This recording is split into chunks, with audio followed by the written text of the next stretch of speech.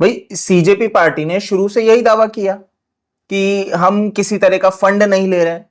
और CJP party के जितने भी चेहरे हैं वो सब ईमानदार चेहरे हैं, यही तो हमें दिखा। बट अब प्रश्न उठने लगा है सौरभ दास के ऊपर। सौरभ दास वो व्यक्ति हैं जो फ्रंट में रहे, यानी कि अभिजीत दीपके के साथ ये व्यक्ति सीजेपी प्रोटेस्ट में रहा। इसने पूरा का पूरा मीडिया जितने भी इंटरेक्शन थे वो भी डील किए। और ये वह व्यक्ति है जो जेपी नड्डा जी से आशुतोष रांका के साथ मिलने गया था। तो आप समझ गए होंगे कौन है ये सौरभ दास। बट अब प्रश्न ये उठने लगा है कि ये व्यक्ति के पास कोई मतलब इनके पास कोई काम नहीं है। ये जर्नलिस्ट हैं लेकिन फुल टाइम कहीं पे भी ये जॉब नहीं कर रहे हैं। और एक ऐसा व्यक्ति जो फुल टाइम जॉब नहीं कर रहा है वो कहां पे रहता है? एक पॉश इलाके में रहता है, ग्रेटर कैलाश में। इनका अगर आप घर देखोगे कि जिस तरीके से एक रिपोर्टर वहां पे पहुंचा, बहुत आलीशान घर है जहां पे वो रेंट पे रह रहे हैं। बताया जा रहा है कि जो मालिक है वो ऑस्ट्रेलिया रहते हैं और इस घर का रेंट लगभग 12 लाख रुपए सालाना है, यानी कि लगभग 1 लाख रुपए ये पर मंथ वहां का देते हैं। तो अब प्रश्न खड़ा होता है कि इन्होंने 1 लाख रुपए पर मंथ रेंट वाला घर कैसे अफोर्ड कर लिया? क्योंकि इनके पास कुक है वहां पे, मतलब केयर टेकर तक इन्होंने रख रखा है। तो इतना पैसा आ कहां से रहा है कि आप कुक भी अफोर्ड कर रहे हो और आपके पास इतना महंगा घर रहने के लिए है? क्योंकि एक अगर आप इस तरह से देखो ना कि आपकी फैमिली बैकग्राउंड भी नहीं है इस व्यक्ति का, और जिसका फैमिली बैकग्राउंड ना हो वो इतने लाख रुपए घर में कैसे इन्वेस्ट कर सकता है, वो भी रेंट पे रहने के लिए? आप सोचिए, ये गंभीर है, इसीलिए लोग अब प्रश्न पूछ रहे हैं कि ये फंड आ कहां से रहा है। तो इसके ऊपर अब जवाब दिया जा रहा है कि भाई ये सब बेबुनियाद है। कोई ऐसा नहीं है कि भाई इतना पैसा दिया जा रहा है, मतलब रेंट कितना दे रहे हैं ये नहीं बता रहे।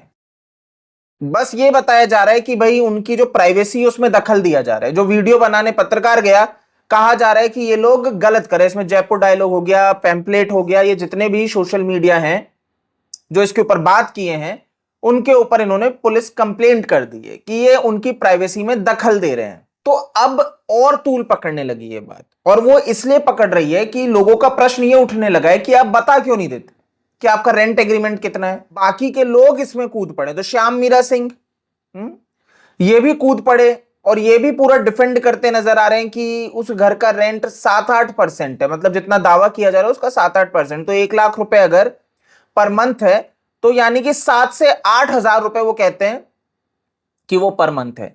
और इनका यह भी कहना है कि उस घर में वो पूरा घर रेंट पे नहीं ले रखा है, एक रूम रेंट पे ले रखा है। ठीक है, और ये जब घर रेंट पे लिया तो ये वहां पे थे, मतलब ये अलग ही वहां पे दलाल बने फिर रहे हैं, यानी कि उनको घर दिलाने की भूमिका इन्हीं की थी।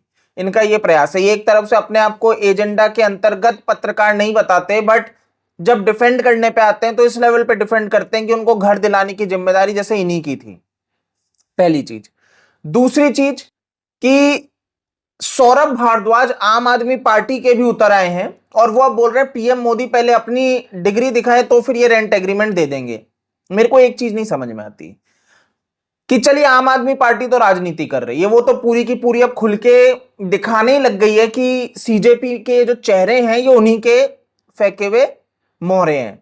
बट मेरे को एक चीज ये बताओ कि अगर सीजेपी पार्टी जेन्युइन पार्टी है, मतलब जेन्युइन लोग हैं, तो ये पॉलिटिक्स क्यों कर रहे हैं?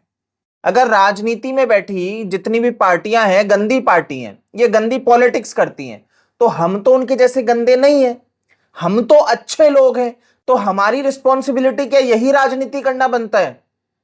अगर हम सही हैं, हम कहीं पे गलत नहीं है कि हम पे प्रश्न उठ रहा है कि हम विदेशों में जाते हैं, घूमते हैं, महंगी महंगी सामान परचेस करते हैं, 20-30 हजार का बैग परचेस करते हैं, आईफोन सबसे महंगे से महंगा भैया हैंडल करते हैं, और एक बड़े आलीशान पॉश इलाके में रेंट पे रहते हैं।